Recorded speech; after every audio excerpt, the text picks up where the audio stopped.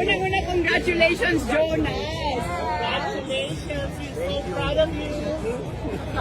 Oh, comment on Chelsea. Oh, Chelsea has done great tonight.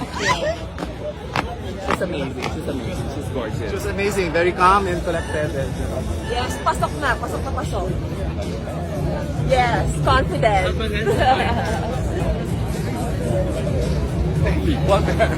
So yun po ang sinabi ni Shamsi Supsup dito sa ating kandidata na si Chelsea Manalo nang sinasabi niya ay pasok na daw sa top 30 si Chelsea. So ito yung ating aabangan bukas kasi hindi natin alam, baka opinion lamang ito ni Shamsi or meron talaga silang mga insider dito mismo sa loob ng Miss Universe organization at alam na nila ang posibleng maging top 30 yung first cut.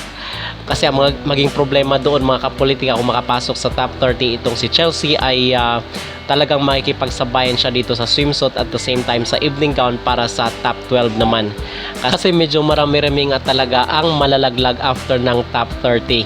So after ng top 30 ay sasalain na din yung top 12. So 18 kaagad na kandidata ang mag-exit dito pagkatapos ng first cut.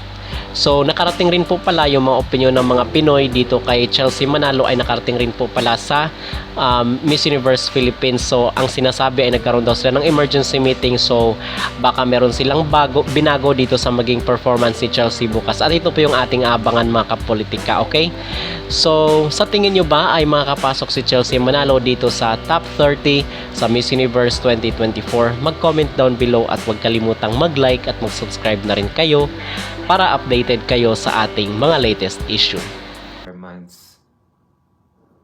And I'm no longer sugarcoating it because this is how I really feel. And I don't want to, to cajole or trick you in coming out with euphemisms,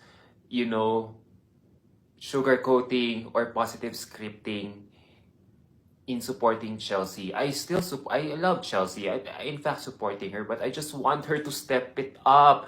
She really needs to wake up. She really has to put herself out there because at the rate things are going, the crown won't be given to her so easy this time. She really has to fight head to head, toe to toe again with all these Latinas who were lording it over in last night's show.